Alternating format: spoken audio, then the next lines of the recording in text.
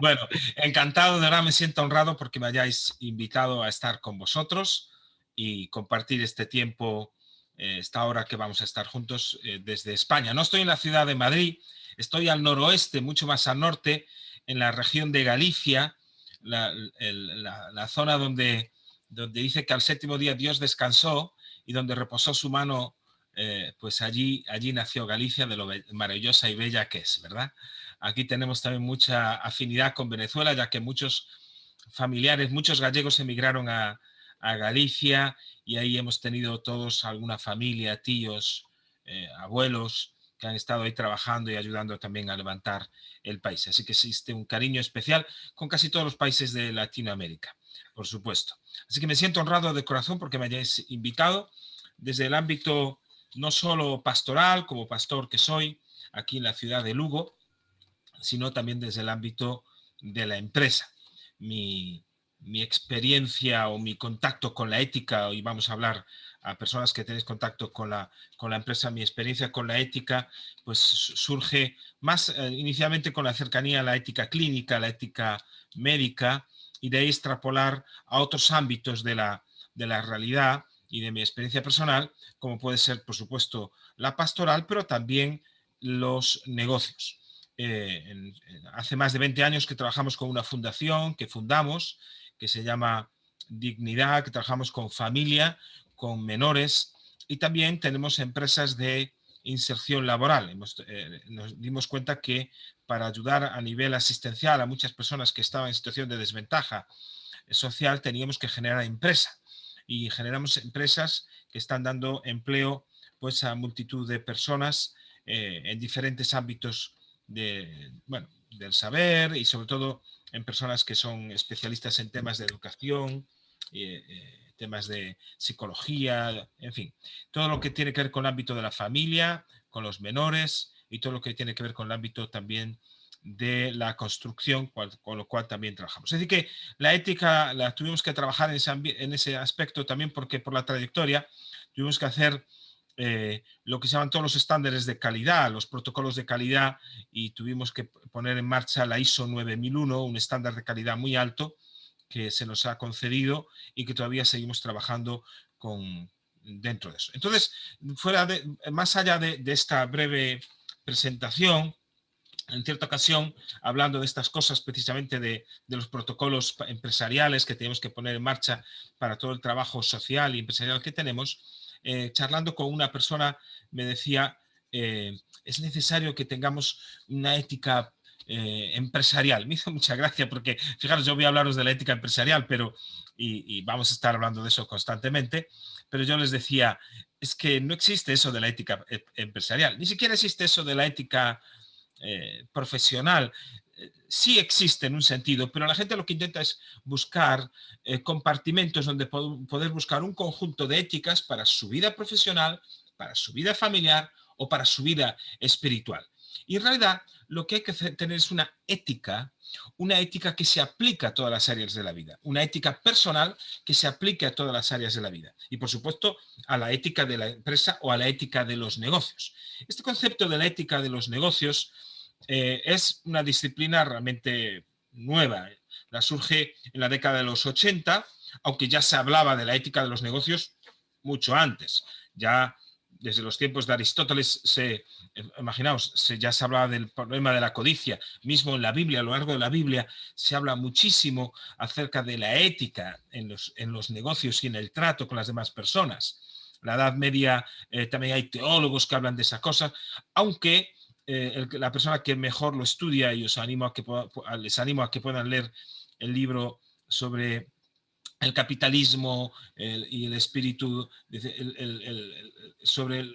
Max Weber, el libro de Max Weber sobre el capitalismo y cómo surge el capitalismo, no en términos económicos o en términos materiales como lo explica Karl Marx, sino desde un punto de vista social.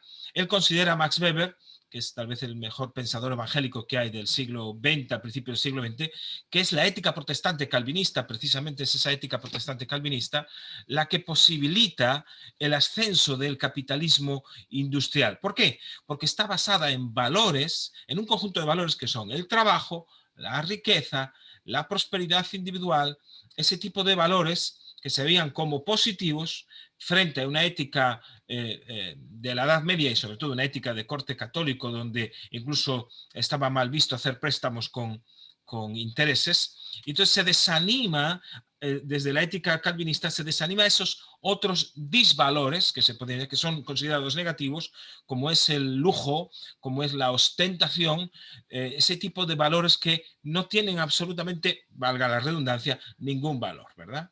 Entonces eso hace que las sociedades calvinistas, protestantes, puedan surgir muchísimo más fuerte con respecto al uso de los negocios, al manejo del dinero, al manejo del capital. Y él defiende claramente que esa es la religión, y en concreto lo que él llama la religión calvinista, es lo que hace que surja el capitalismo a lo largo de la historia, en contra de lo que es la lucha de clases o del concepto materialista de la historia de Karl Marx. Entonces, sí surgen, antes de que Max Weber hiciera esta explicación, había un concepto de que había una disociación. Una cosa eran los negocios y otra cosa era la ética.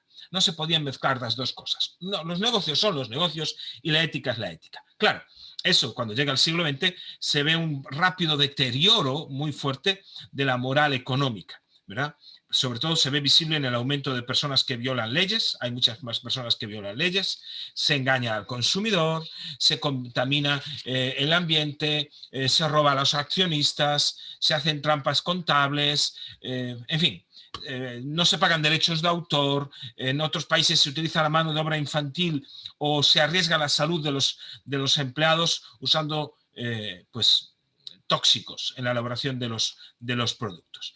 Entonces, esta situación se produce un divorcio entre la ética y los negocios. Sobre todo es muy visible cuando a principios ya del siglo XXI, la famosa compañía Enron de Estados Unidos se descubre, el juicio fue una vergüenza, fue un shock en Estados Unidos, porque en el juicio se ve que se declara a Kenneth Lay, que es el fundador de Enron, pues culpable de un montón de cargos, ¿no? De conspiración, por supuesto, para el fraude, el propio fraude, las maniobras financieras para ocultar las pérdidas, ocultaron pérdidas de más de 500 millones de dólares, animando a las personas a que no vendiesen sus acciones mientras ellos las vendían ocultamente.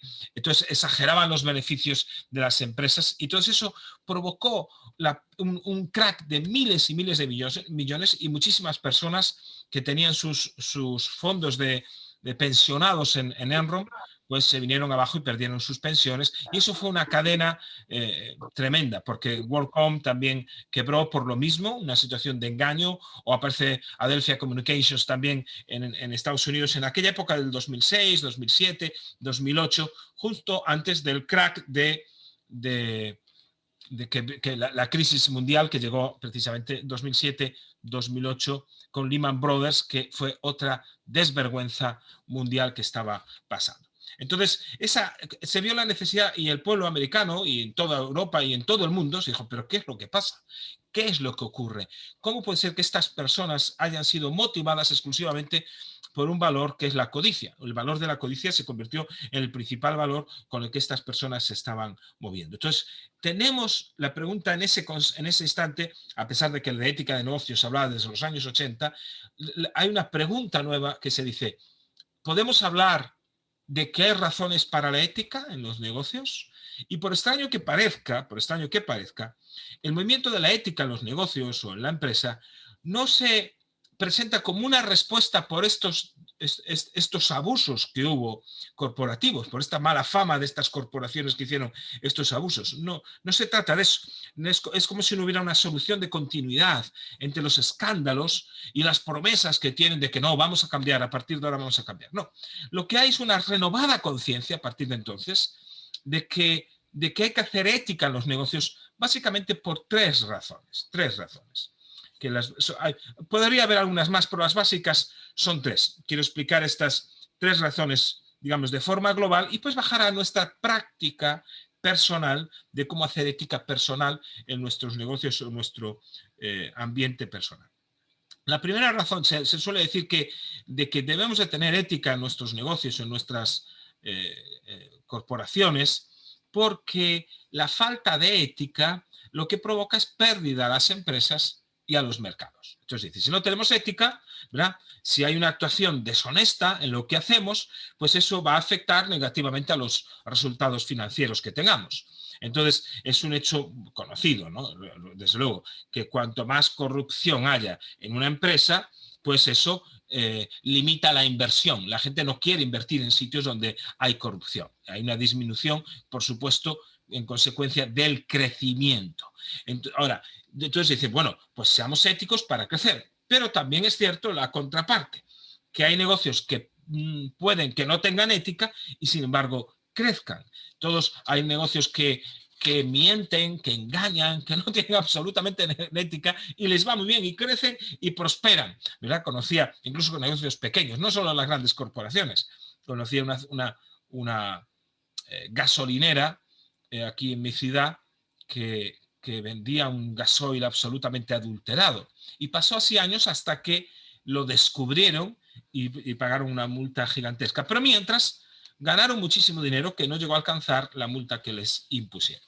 Entonces, por una parte, hay que hacer, muchas personas, digamos, dicen, vamos a hacer ética porque eso nos va a hacer ganar más. Hay una segunda tesis que afirma que la ética en realidad en sí mismo es un buen negocio.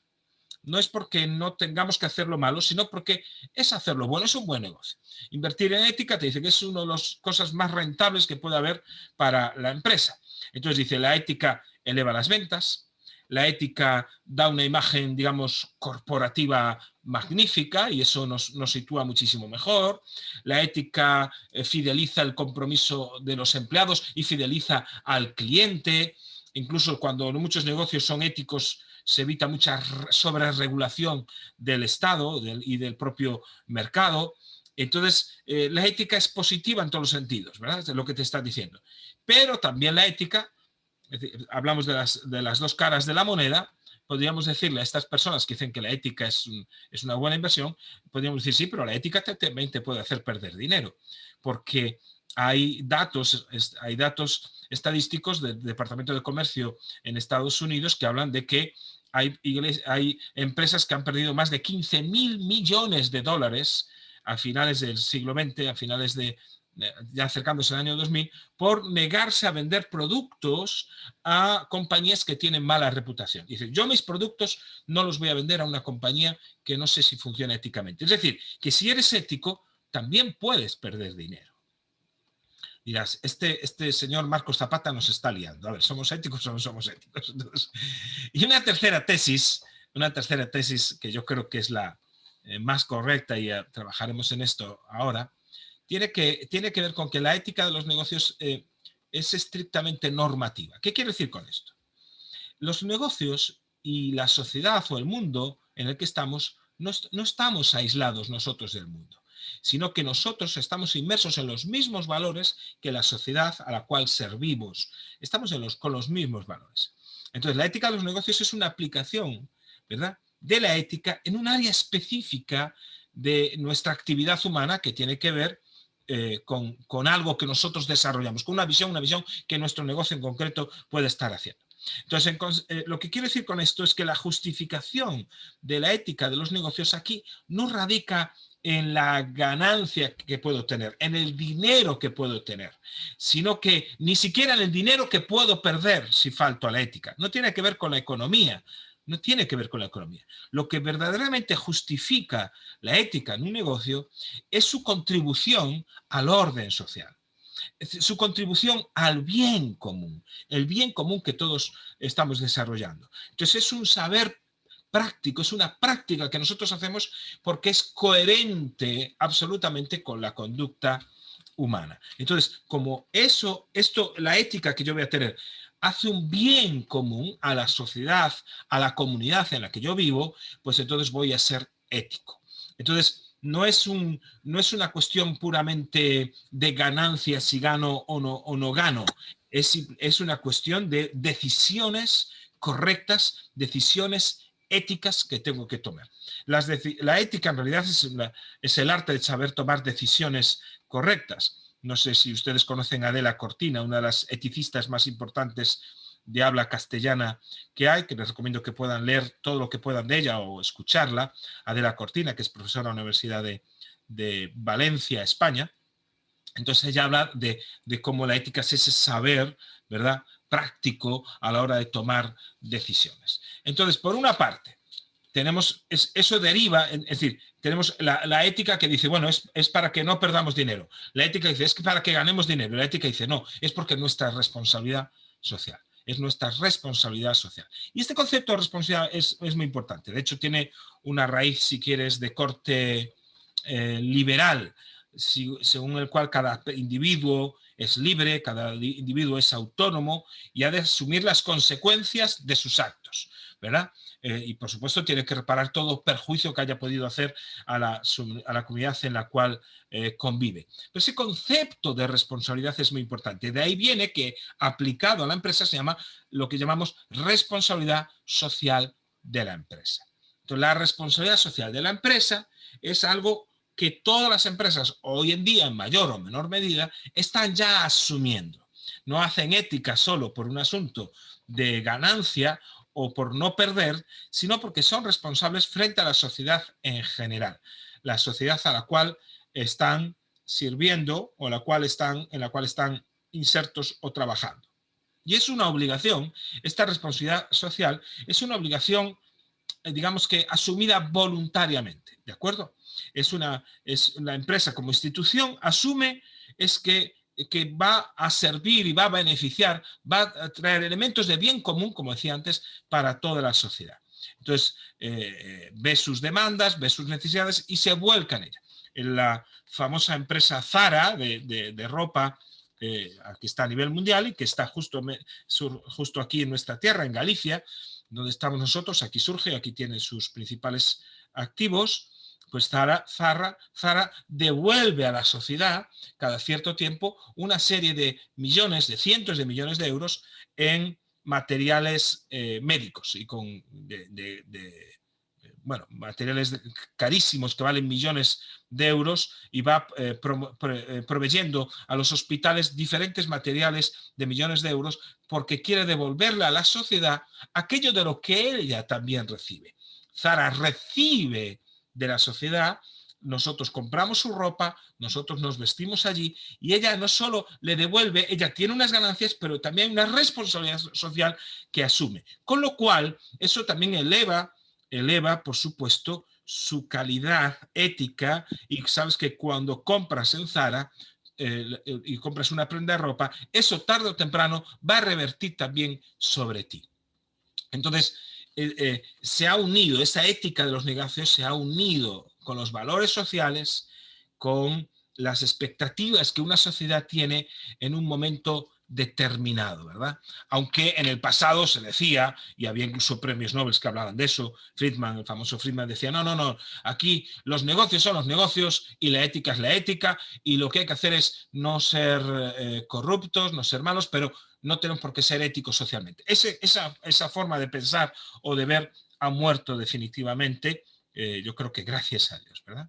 Entonces ahora nosotros como creyentes, cristianos, evangélicos o no evangélicos, que tenemos negocios o que tenemos algún tipo de empresa, tenemos que decidir finalmente qué tipo de ética vamos a seguir en nuestros negocios, sean grandes o sean pequeños, porque como os decía al principio, la ética no es un asunto aplicado solo a una profesión o los negocios, es un estilo de vida que yo voy a ejercer cualquiera que sea el contexto en el que me muevo. Básicamente podríamos hablar de algunos más, pero básicamente hay dos opciones en las que yo he visto en esos años que he visto que se mueven las personas que tienen negocios pequeños o grandes. Dos opciones éticas. La primera es lo que podríamos llamar una ética en la que la gente va viendo, solucionando sus problemas de situación en situación.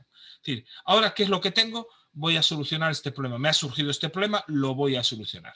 Y la otra opción tiene que ver cuando una persona tiene claro de antemano las posturas éticas que va a tomar, ¿verdad? Las tiene claras y va a vivir conforme a ellas indistintamente de la situación a la que se esté enfrentando. Desgraciadamente, la mayoría de las personas, bueno, no sé si la mayoría, pero una gran parte de las personas que conozco se optan por esta primera opción, este punto de vista que es lo que llamamos en ética, ética situacional. Es decir, lo que viene a decir es que mi estándar ético, lo que yo creo no con respecto a la ética, se va a ajustar a una situación o a una situación dada en cada momento. En cada momento yo voy a valorar eso, ¿verdad? Entonces, detrás de esta ética situacional, lo que viene a decirse, bueno, yo quiero ser justo, porque es gente que todos queremos ser justos en ese sentido, pero como la justicia es un concepto relativo, ¿verdad? Lo que una persona considera justo no necesariamente es lo que otra persona considera justa, por lo tanto, como es imposible tener un estándar absoluto de lo que es lo moral, de lo que es lo ético, no hay absolutos, entonces me veo necesariamente a forzar mi ética en cada circunstancia. Habrá circunstancias donde mentir es malo, pero habrá circunstancias donde mentir no es malo. Porque la mentira o no la mentira es buena o mala en función de la circunstancia en la que yo me veo, ¿verdad? Entonces, tengo que ver cada caso para decidir qué es lo que voy a hacer. Uno diría, si miras un enfoque superficial, de que, bueno, parece que tiene algo de sentido común esta ética, pero esta ética para un cristiano es absolutamente denostada, no se puede asumir. ¿Por qué? Porque no cree en valores absolutos. La fuente de su propia ética es el mismo. A veces su propio interés, su propio valor, el que quiero ganar o lo que quiero que las cosas salgan como yo creo que deben de salir. Recuerdo en una ocasión una persona que estaba por un cambio en la empresa que hubo, pues le quitaron un día de vacaciones porque hubo un cambio de cómo se medían los descansos. Entonces esa persona tomó de su empresa un material y se lo llevó a casa.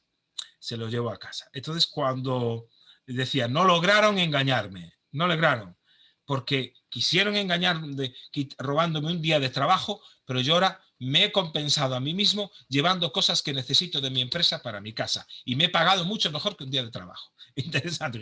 Cuando intentas decirle a esa persona que está equivocada, dice, ¿cómo? ¿Equivocado? No. Yo normalmente jamás robaría a mi empresa.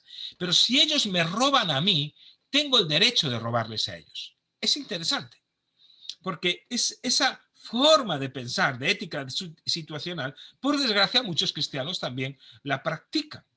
Eh, eh, por poner un caso de un empresario cristiano, tenía que hacer conozco el caso de un empresario cristiano que tenía que hacer un contrato muy fuerte con una empresa y de eso dependía muchísimo dinero, mucho dinero, y entonces finalmente lo que hizo fue que al intermediario, que era el que decidía o no los contratos, lo sobornó dándole un dinero. Entonces le dio un dinero. Entonces cuando él lo explica, dice, bueno, podrías pensar que estoy faltando a la ética, ¿verdad? Pero que la apuesta o digamos el contrato era demasiado alto como para perderlo. Entonces no me vi forzado a sobornar a esta persona, ¿verdad? Para poder tener ese contrato. Me vi forzado, dice, no tuve otra opción. ¿Verdad? Porque mi competencia, estaba sobornándolo también. Es más, esa persona se acercó a mí diciendo, me gustaría hacer el trabajo contigo, pero que sepas que hay una oferta muy fuerte, es decir, un soborno, dicen oferta, un soborno fuerte para que me vaya con ello. ¿Y qué hice yo? Dice, lo que hice fue que ofrecí más y gané. Así que para justificarse, porque no sé qué pensaría, decía que uno podía estar pensando, para justificarse decía, yo soy un hombre de negocios, no soy un teólogo ni pastor, que sepas. Entonces, soy un hombre de negocios. Entonces, fíjate que en este mundo, que es algo que es muy típico, que se escucha, al menos aquí en España se escucha mucho, en este mundo todo el mundo roba, el Estado hace leyes, está haciendo leyes porque da por sentado que todo el mundo roba y todo el mundo engaña, ¿verdad? La competencia es despiadada y utiliza métodos no éticos, pues así que yo no puedo en un lugar de competencia donde todos no son éticos y sobornan a las personas, yo no puedo permanecer en el mismo sentido. Entonces, por cierto, dice, mi objetivo como hombre de negocios, mi tarea es ganar dinero. ¿Por qué? Dice, porque quiero apoyar la iglesia. Cuanto más dinero gano, más puedo dar a la obra de Dios. Y por cierto, decía, no veo que nadie rechace mis ofrendas. Entonces, esa era la posición ética de este momento. Entonces, si nos damos cuenta, en esta historia de este hermano digamos, hay unos elementos que están presentes en todas las personas que justifican esa ética situacional, que suelen ser cinco elementos, ¿verdad? Que son personas que justifican eso. Es decir, yo lo que sea que trates de hacerme, sería el primero, tengo el derecho de hacértelo a ti. Si tú me lo haces a mí, yo te lo voy a hacer a ti. Tú me robaste un día de trabajo, yo te robo a ti. El fin justifica los medios. El fin justifica los medios. Es decir, no te das cuenta, es que yo, en realidad, si gano mucho, le voy a dar más a la iglesia, le voy a dar más al Señor, ¿verdad? Así, otra cuestión es, todo el mundo lo hace, así que si todo el mundo lo hace, yo no voy a dejar de hacerlo. Es decir, no, la competencia es terrible, es despiadada, todo el mundo lo hace. Ahora, otra cuestión que la gente dice, hazlo, pero no dejas que te descubran. Es como decir, mucha gente utiliza, por ejemplo, la mentira, la gente la utiliza si sabe que no va a ser descubierto. Incluso muchos cristianos, si saben que no va a ser descubiertos, mienten. Eso es ética situacional completamente.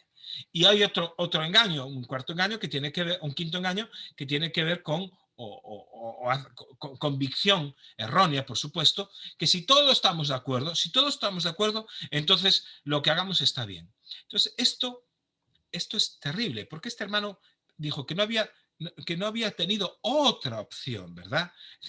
Es decir, lo que está diciendo es, lo que trates de hacerme, yo lo voy a hacer. Si tú, ¿verdad? O eso, voy a darle todo a Dios. Lo que está diciendo es, el fin justifica los medios. Es decir, hay un mundo despiadado, hay una competencia despiadada, todo el mundo utiliza mal, lo hace. Es decir, si todo el mundo lo hace, yo también estoy legitimado para hacerlo. Como lo hace todo el mundo, yo también estoy legitimado. Pero toda esta ética lo que está dando es la espalda a la Biblia, y la Biblia condena claramente todas estas posiciones éticas. Proverbios 24, 29, tengo aquí mi Biblia abierta, dice, no digas, haré contigo como él hizo conmigo, pagaré a ese hombre según merece su obra. Es decir, no puedes decir, te la voy a devolver, haré contigo como Proverbios 24, 29. Y si lees Romanos 12, del 14 al 21, hay un montón de principios éticos al respecto que niegan toda esta ética situacional. Entonces dice el 14, bendecid a los que os persiguen, no paguéis a nadie mal por mal, no os venguéis a vosotros mismos. Si tu enemigo tiene hambre, dale de comer. No seas vencido de lo malo, sino vence el bien con el bien el mal.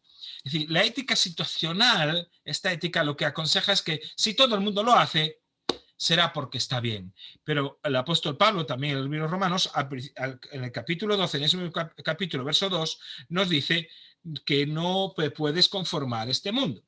Es decir, no seguirás la ética de la mayoría, porque la mayoría no siempre tiene razón. Incluso Éxodo nos exhorta en el capítulo 23, creo que es que no seguirás la mayoría para hacer el mal. Para hacer el mal no se sigue a la mayoría. Entonces, ¿qué hizo este hermano empresario? Siguió a la multitud lo que la mayoría hace porque pensó que era aceptable sobornar a un cliente. Y cuando la Biblia es explícita a la hora de condenar el soborno. Entonces, Proverbios 22, 16 es muy clarito al respecto. El que por aumentar las ganancias dice, oprime al pobre o soborna al rico, es decir, opone las dos cosas. Fíjate qué contraste de ética. El que por aumentar las ganancias hace una de esas dos cosas, ciertamente no le va a ir bien en la vida, sino que se empobrecerá. Y Éxodo habla muy clarito acerca de no recibir soborno ni pagar con soborno. Entonces, cuando es importante aplicar entonces ética, sí, pero como cristianos, ¿qué éticas? Hay una tentación de tener un listado de cosas buenas que puedo hacer frente a cosas malas que puedo hacer. No se trata tanto de eso. En un mundo, actualmente los sociólogos y constructores sociales dicen que las empresas, compañías, grupos humanos que van a resistir el cambio y la transformación social en esta nueva década que viene, son aquellas que presentan estructuras de credibilidad. ¿Y qué es una estructura de credibilidad? Una estructura de credibilidad es aquella empresa o aquel grupo humano que vive los valores que predican. Entonces, eso dice, entonces, si hay empresas que dicen, nosotros, nuestra calidad es buenísima y vive esos valores, entonces esa empresa va a ir adelante. Fue hace apenas unos años, bien recientemente, la Volkswagen alemana engañó con su emisión de residuos tóxicos a la atmósfera en casi todos sus vehículos. Sus pérdidas fueron de miles de millones de euros. Y durante un par de años le costó levantar cabeza y todavía en Estados Unidos está con una multa gigantesca. ¿Por qué? Porque vendía la calidad y que ellos eran los mejores, pero como no podían competir con Toyota, que habían sacado un motor donde la emisión de gases era mínima, ellos, no pudiendo competir con Toyota, decidieron mentir. Entonces eso no es una compañía con una estructura de credibilidad. La estructura de credibilidad tiene que ver no solo con lo que decimos, sino con lo que hacemos. Entonces nuestras acciones deben demostrar lo que realmente somos. De ahí que eso a nivel personal como cristiano, eso tiene que estar claro. Lo que yo hablo y lo que yo vivo tiene que ser una sola cosa, pero a nivel también como hombre de negocios o como empresa, tengo que saber que hay un imperativo y es que mi conducta respalde mis palabras. Si yo digo que un producto que vendo es de un origen ético y es de un comercio justo, que no contamina, etcétera, etcétera, hay una serie de valores que como empresa quiero tener, eso tiene que ser un hecho real, con lo cual voy a estar supervisado, auditado por empresas externas que garanticen, que certifiquen que lo que yo estoy diciendo es cierto. Entonces, de ahí todo el auge de todas las empresas de garantías, que dan garantías y que dan, aquí en España se llama la ISO, las garantías donde las personas o las empresas marcan unas líneas de mercado o digamos que son creíbles, que tienen credibilidad y que son reales. Entonces, esto es muy importante. Esto es muy importante, ¿verdad? Porque Jesucristo, en Mateo capítulo 5, allá en el Sermón de Monte, ya nos lo enseña cuando dice que vosotros sois la luz del mundo y vosotros sois la sal de la tierra. Entonces, en un sentido, a nosotros se nos llama a ser luz y a ser sal, sazonar y preservar una corrupción ética que está habiendo incluso en el mundo de los negocios de forma tremenda. Aquí en nuestro país, España, estos últimos años ha sido escándalo tras escándalo a nivel de corrupción. Mientras que los países, en el Observatorio Civil Internacional, que hace todas las estadísticas de corrupción a nivel mundial, es interesante. Te encuentras con que los países de origen protestante, los 10 primeros países menos corruptos del mundo, menos corruptos, 9 son protestantes. Y de los 20 países menos corruptos del mundo, 18 de los 20 países menos corruptos, 18 son protestantes. Es decir, que hay una ética bíblica que viene de lo que decía Max Weber del calvinismo, una ética bíblica que sí preserva los países que tienen una ética bíblica de la corrupción y de ciertos males sociales que estamos viviendo en otros países donde nuestro trasfondo es de corte, digamos, católico. Sin entrar en disquisiciones ahora religiosas, sino puramente éticas, tenemos que ver la necesidad de que nosotros debemos de practicar una serie de principios bíblicos y saber por qué hacemos lo que hacemos. ¿Por qué hago lo que hago? ¿Y cómo puedo saber que lo que yo hago es realmente ético? Y yo quiero que os fijéis en algo muy sencillo. Una cosa son los principios y otras son, digamos, las normas.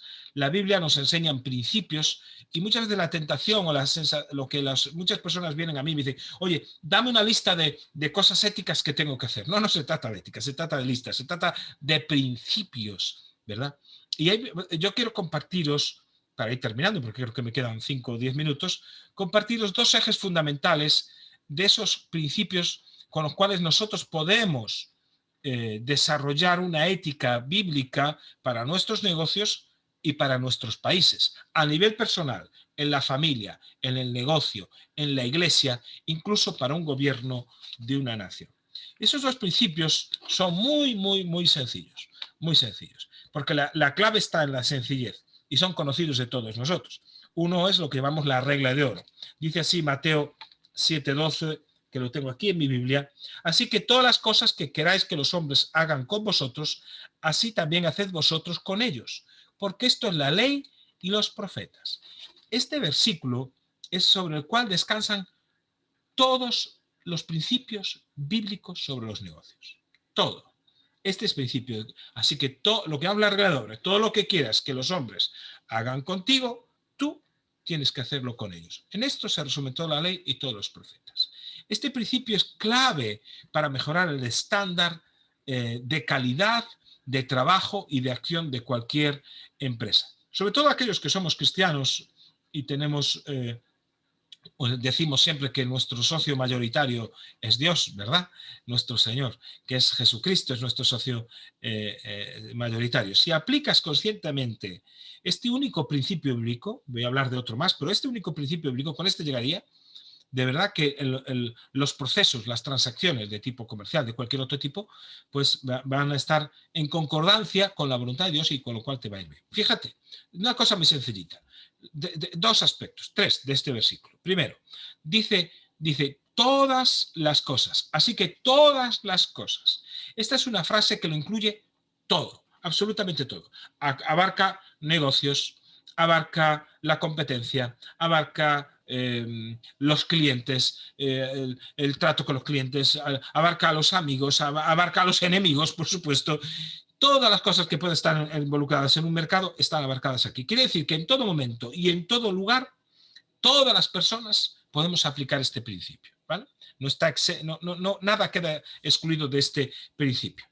Pero fíjate cómo se aplica el principio. Dice, todas las cosas que queráis que los hombres hagan con vosotros, ¿verdad? Así también haced vosotros con ellos. Entonces, muy sencillito. Eso se lo enseñábamos cuando yo era comandante de los exploradores del rey, porque uno tiene trayectoria de hasta haber sido excomandante de los exploradores del rey. Era la regla de oro que le enseñábamos a los niños y los niños memorizaban, ¿verdad? Entonces, si tú aplicas este principio, tienes garantizado que las éticas de los negocios van a estar funcionando correctamente, ¿verdad? Ahora, fíjate una cosa, este principio no dice, no trata a los demás como quieres que ellos, como ellos quieren ser tratados. No es exactamente lo mismo, ¿verdad? Lo que este principio está diciendo, que en una situación dada, trata a las personas como quisieras que te trataran a ti en la misma situación. Por ejemplo, si vas a contratar a alguien y le pagas 10 euros la hora, le estás pagando 10 euros la hora y hace el trabajo, pero tú te dices a ti mismo, wow, si yo trabajara, hiciera lo mismo, yo no lo haría por menos de 15. No lo haría por menos de 15 euros. Tú estás faltando a un principio ético. Es decir, si tú crees que en ese trabajo tú debieras de cobrar 15, entonces págale a quien sea también 15. No le pagues menos. Porque estarías escatimando, estarías robando 5 euros por hora, o 5 dólares, o 5, lo que sea la moneda, ¿verdad? Entonces, trata a los demás como quieres que ellos te traten a ti. Es decir, en la misma situación, ¿tú qué harías? Y este es el principio principal, en la ética. Porque esto nos evita un montón de problemas. Es decir, si yo estoy vendiendo un producto, ¿hasta dónde puedo llegar? ¿Voy a ocultar información para vender mejor ese producto? ¿Voy a ocultar información? No, no voy a mentir, pero no voy a contar toda la verdad. ¿Para qué? Hay gente que dice eso, ¿no? No voy a contar toda la verdad. ¿Para qué? Para que el producto se venda mejor. No voy a contar sus debilidades. Pero si tú estuvieses como cliente, ¿te gustaría que te ocultasen la información? Entonces, si simplemente aplicásemos eso a las ventas, a cómo se rige, a cómo se gobierna una empresa, una entidad, cualquiera que sea, una ONG, eso se resumiría muchísimos problemas, porque además el versículo dice, mira, toda la ley y los profetas, es decir, todo lo que es la normativa bíblica acerca de cómo hay que vivir se resume en eso. Se resume en eso, ¿vale? Por eso este versículo es el fundamento de todos los principios bíblicos de la ética de los negocios. Y si lo aplicamos a conciencia, sin duda estaremos haciendo todo lo que enseña la ley. Pero hay otro eje, este sería un eje y hay otro eje. El otro eje tiene que ver con Mateo 5, 39 al 42, que os lo leo ahora, que dice así, porque yo os digo, no resistirás al que es malo, antes a cualquiera que te hiera en la mejilla derecha, vuélvele también la otra. Y al que quiera ponerte a pleito y quitarte la túnica, déjale también la capa. Y a cualquiera que te obligue a llevar la carga por 1 milla, ve con él 2. Y al que te pida, dale, y al que quiera tomar de ti prestado, no se lo rehuses. Este versículo va en contra de toda la naturaleza humana. Toda. Porque eso de que me piden una túnica le tengo que dar 2, es que me piden que descargue, y era una ley romana, que si un romano venía y a un judío le decía, llévame el equipaje durante 1 milla, Jesús dice, no, 1 milla no, 2. Dice, ¿cómo? Es decir, con cumplir la ley llega, dice Jesús, no, con cumplir la ley no llega. Y esto es importante, porque muchos están resumiendo su ética al cumplimiento de la ley. Por eso, por ejemplo, yo he sido siempre parte del comité de bioética del hospital. ¿Por qué existen los comités de bioética? Porque la ley no lo recoge todo. ¿Por qué existen los jueces y los juzgados y hay juicios? Porque la ley no lo puede recoger todo. Entonces, mucha gente quiere simplemente estar comprometido con la norma legal. Ya hice lo justo, ya he hecho lo que se esperaba de mí y ya está. Entonces, el segundo eje de nuestra ética profesional o de nuestra ética empresarial tiene que ver con un eje de que voy a ir más allá. Voy a estar siempre comprometido e ir más allá de lo que las personas y la ley requieren. Cuando empezamos uno de los centros de menores que todavía tenemos y teníamos 15 niños, todos los ONGs que trabajaban en el ámbito de menores, lo que hacían era trabajar con esos niños y nada más. Cuando nosotros empezamos a trabajar, yo soy experto en intervención familiar y también consejero familiar, en fin. Cuando empezamos a trabajar en ese ámbito, nosotros no solo trabajamos con los niños que estaban en riesgo y en desprotección, sino que trabajamos con la familia. El gobierno no nos exigía eso. El contrato no nos exigía eso, pero nosotros fuimos más allá. Eso implicaba más horas de trabajo, pero implicaba un producto, entre comillas lo del producto, porque los niños no son un producto, tiene un resultado en las vidas de esos niños muchísimo mejor que las demás entidades. Consecuencia, el gobierno empezó a confiar mucho más en nuestro trabajo y nos dio muchísimos más centros de menores que gobernar. Entonces nosotros tenemos que estar comprometidos más allá que lo que otras empresas están. Las demás empresas están por una ganancia absolutamente a veces económica, pero nosotros estamos por el bien común, por hacer un bien a la comunidad en la que estamos sirviendo. Y ese es el porqué de nuestra razón, porque nosotros también estamos para ser testigos como empresas cristianas o como cristianos que tenemos empresas, para ser testigos de Jesús, ¿verdad? Para que las demás personas vean que hay algo diferente. No solo hago lo que quisiera que me hicieran a mí, sino que voy 1 milla más allá. Voy más allá de lo que realmente me corresponde. Y finalmente, para terminar, es importante que en cualquier tipo de negocio, cualquier tipo de evento, de corporación que podamos tener, desarrollemos lo que se llama una declaración ética, ¿verdad? Esto es muy importante. Una declaración ética que aconsejo que esté basada en estos 2 versículos, ¿verdad? Es decir, en el sentido de que en cada situación siempre voy a intentar de tratar al cliente, ¿verdad? De la manera que yo quisiera ser tratado en la misma situación, ¿verdad? Y siempre estaré comprometido a ir más allá en lo que pueda servir a esa persona. Una declaración ética es esencial para poder después construir un código ético. Tuve la responsabilidad de escribir el código ético del hospital universitario de nuestra ciudad. Fue largo y laborioso, pero el código ético de la ciudad, del hospital de la ciudad, pues implicaba, junto con otro equipo de personas, no solo yo, implicaba toda una definición de comportamientos, una definición de actitudes que se esperaban de todos, de los empleados, de las personas que llegaban, de todo tipo de personas. Entonces es importante que desarrollemos un código ético, que solo tengamos escrito y que vivamos, cualquiera que sea la circunstancia, en torno o que actuemos en torno a ese código ético que tenemos. Entonces, resumiendo, por supuesto que hay una ética situacional donde las personas muchas veces optan por las circunstancias y quieren que las circunstancias, pues, digamos que operan en función de las circunstancias y por una ética relativista. Pero nosotros tenemos que desarrollar un código ético que vaya más allá de lo que las personas puedan dar. Ahí vamos a ser hombres y mujeres con principios éticos que construyan estructuras de credibilidad. Y ahí está la gran noticia cuando yo estaba leyendo esto de las estructuras de credibilidad y lo que lo dicen los sociólogos, que en el sentido que ¿quién mejor que un cristiano para hablar de una estructura de credibilidad?